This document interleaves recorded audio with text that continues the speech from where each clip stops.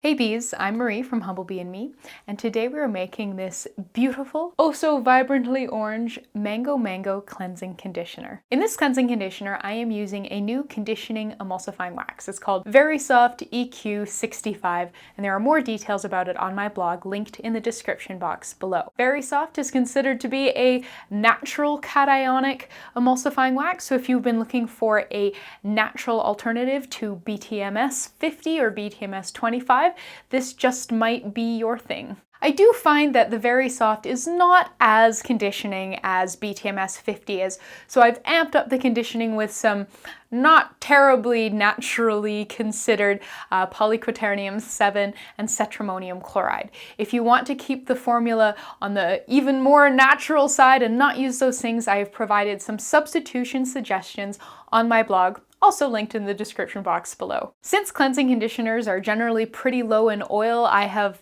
allowed our entire oil content to be the sea buckthorn fruit oil that gives the cleansing conditioner its gorgeous orange color. So it's just 2%, and then I've included some cetearyl alcohol to give the conditioner a bit more body. For some other hair treat type ingredients, we have some LuxGlide N350, which is a natural dimethicone alternative, and we have some hydrolyzed quinoa protein. Our scent, of course, comes from the gorgeous natural mango fragrance oil that has been the star of this series thus far. That's from Essential Wholesale in Portland. The thing that makes this a cleansing conditioner is the inclusion of some Cocamidopropyl betaine, which is a very gentle amphoteric surfactant. This doesn't lather when you rub it into your hair, but you will find that after you have worked it all in there and then let it sit for a wee while, a couple minutes, shave your legs or loofah up your body or something, and then you rinse it out, you will find that, your hair is quite squeaky clean. The batch we're making today is just 100 grams, and I would recommend that you start there, but if you really like this, you're going to want to scale that up. If you're anything like me, you'll just motor through your cleansing conditioner. So I have a full guide on how to scale any recipe on my website, so I'll throw links to all those things in the description box below. Very much worth a click, but come on, let's get started. We'll begin by combining the ingredients for our heated water phase. So in this heat-resistant glass measuring cup, I already have 72 grams of distilled water. And to that, I'm going to add 4 grams vegetable glycerin, 1 gram polyquaternium 7, 2 grams cetrimonium chloride, and 1 gram panthenol. For our oil phase, we'll be combining 4 grams Varisoft EQ 65, 2 grams sea buckthorn fruit oil, 2.5 grams cetearyl alcohol, and 3 grams of LuxGlide N350 dimethicone alternative. Before we put everything in our water bath to heat it through, we're just going to weigh our water phase and note that weight, making sure to note that that also includes the spatula. To melt everything through, we're going to pop both of our phases in a water bath. So this is a wide, flat-bottom sauté pan that has about 1 inch or 3 centimeters of water in the bottom of it. And I'm going to go put this on the stovetop over medium heat for about half an hour to melt and heat everything through. Once everything is melted through, you can remove your water bath from the heat, and then you can remove your measuring cups from the water bath.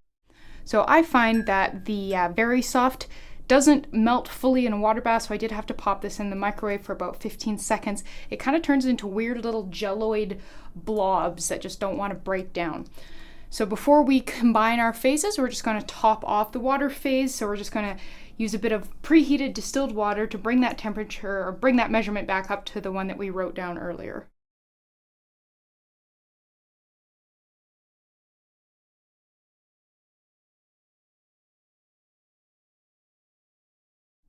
Okay, so that was about 3 minutes of blending. I'm going to leave this to cool and come back and continue to blend it in about 5 minutes.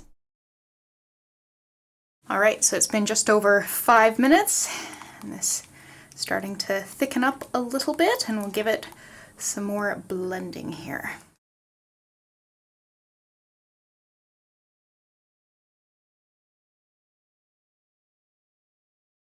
Okay, so that was another 2-ish minutes of blending, and you can see that this has gone from like kind of runny to crazy thick. It's still quite warm though, so we're probably done with our immersion blender there. I think that has been blended well enough, so I'm just going to pop this down on the countertop so it can start to cool off a little bit more than it is at this point in time. But while we wait for that to cool, let's weigh out our cool down ingredients. So here are the ingredients for our cool down phase. So we are going to need 3 grams of hydrolyzed quinoa protein, 4 grams of Cocamidopropyl betaine, 0.04 grams vitamin E, 1 gram natural mango fragrance oil, and half a gram of liquid germall plus. Once our mixture feels cool to the touch, we can incorporate our cool down phase. But I'm going to start by mixing a little bit of the conditioner in with the cool down phase in this secondary container, and then blend that master batch, or blend this back into the master batch.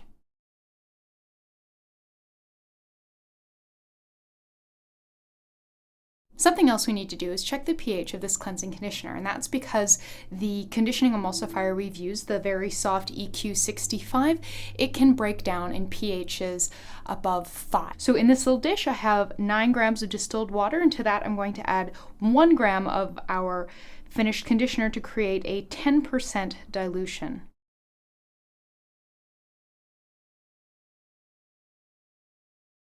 Here's my pH meter. This is made by Apera. It's been calibrated. It lives in a storage solution, so I'm just giving it a quick rinse here with some distilled water. And we'll fire it up and take our measurement and see where we're starting at. Okay, so that's reading at 4.87. We're going to give this a rinse off, and we just want to add a little bit of acid. We could honestly stop there, and so I would sort of say that if you're making this as written and you don't have a pH meter, but you're doing everything the same that I am, there's a decent chance that it'll come out at a pH below 5. So that's good to know. So I have a 50% citric acid solution here. We're going to add 2 drops.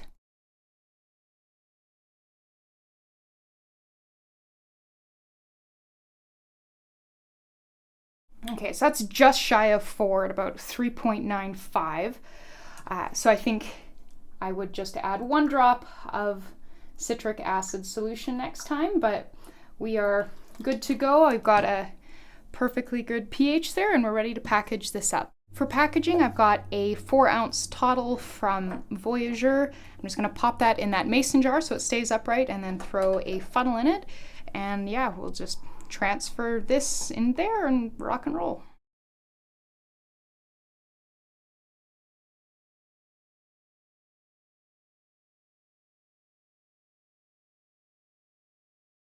And there you go. You just made a gorgeous mango cleansing conditioner. Thank you so much for watching. Please subscribe, and please go down to the description box below this video and click through to find this recipe on my blog, or just go to humblebeeandme.com and search for mango cleansing conditioner.